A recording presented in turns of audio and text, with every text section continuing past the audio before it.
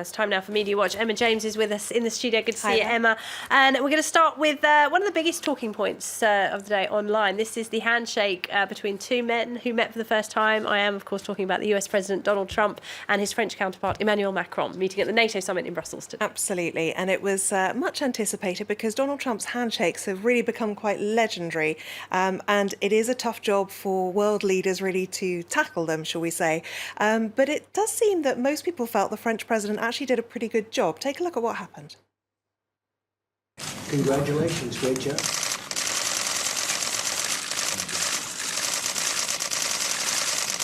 Thank you very much. And it's not just online people were talking about it. Sort of alpha male kind of it's amazing. Because Emmanuel Macron clearly made a concerted effort to keep hold of Donald Trump's hand a bit longer than Donald Trump wanted him to.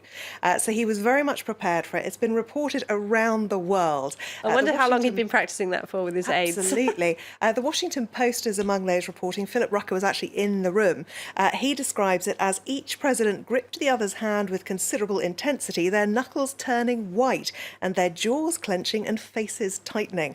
Now, according to him, Donald Trump doesn't actually like handshakes, and that may be why he's come up with this slightly odd way of actually doing what is something He's a germphobe, as he says himself. Yes, absolutely. It's all rather peculiar, but lots of the headlines... Donald Trump will not have enjoyed seeing these. Trump handshake showdown. France's Macron just won't let go, says the New York Times. Mashable says that Macron annihilated Trump in the most awkward handshake battle of all time. The Guardian newspaper has created this image of the sort of the stills, if you like, so that you can see exactly what went on. You can see Donald Trump trying to wriggle his hand free in the top right there. Let me go. Absolutely. And BuzzFeed too calls it a white-knuckle death grip. On Twitter too, lots and lots of people reacting to this. This Twitter user calling it the French squeeze, with a close-up there of Emmanuel Macron looking very pleased with himself to have won this particular battle. Yes, Trump seems pulled over, doesn't he? Very much so. And you can see from Trump's face in that particular close-up on the right that there he looks less than comfortable, shall we say. It's all very primal, isn't it? It is very much so. This Twitter user says, best thing about this is not the handshake itself, but Macron acting like it's totally normal. Other jokes, this kind of posturing is so profoundly dumb and yet strangely sort of enjoyable. Thousands of people have been tweeting about it. And this Twitter user says, Trump-Macron handshake enters its fifth hour. Both men are sweating profusely. It wasn't the end of the story, though, for Emmanuel Macron, was it? No, absolutely not. It was interesting to see that later on, when they met again, Emmanuel Macron actually snubbed Donald Trump, as he may have seen it, and headed straight for Angela Merkel. We do have the images that we can show you. He walked up to her, he shook hands with the host nation, pretty much everyone besides Donald Trump. And whether Trump had actually seen these headlines and been plotting his revenge. But as you'll see, the handshake here, certainly Emmanuel Macron comes off a lot worse. I think he'd been planning his revenge. It's very interesting to see, and he certainly looks a lot happier after that one. And elsewhere on Twitter, people really literally zooming in to see exactly what went on with that handshake. And it's interesting that people really are obsessed with the way that Donald Trump shakes hands. Another interesting, very undiplomatic moment from the US president is this one. He actually pushed aside the Prime Minister of Montenegro in order to ensure that he was at the front of the NATO photograph.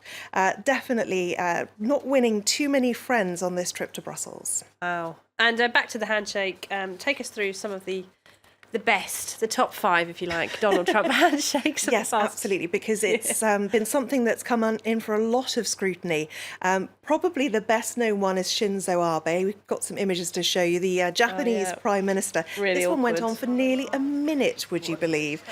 This handshake just never ended. He was pulled around, he had his hand patted, and at the end of it, you can see from the Japanese Prime Minister's face that he just cannot quite believe what's happened to him. This is another one with Neil Gorsuch, Donald Trump's Supreme Court pick.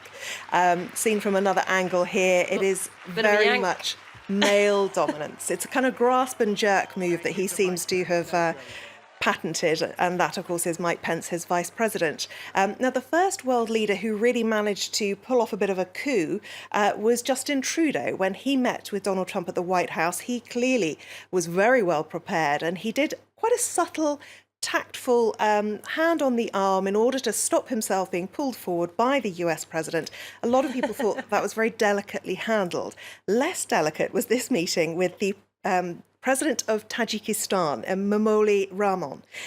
He definitely was playing Trump at his own game. Really quite an aggressive move that he makes there. And lots of people have had lots of fun with that. And of course, we can't forget what happened this was terrible, wasn't with it? Angela Merkel. The non-shake. Absolutely. She said, "Do you want to shake hands?" And he sat there trying his best to pretend, really, that he hadn't heard a thing. And lots of people talking about that on Twitter today. Trump's alpha male handshake is over-the-top bizarre. Angela Merkel, be grateful that you were spared. Absolutely. It's a man thing, clearly. Emma, thank you very much indeed. Emma James there with Media Watch.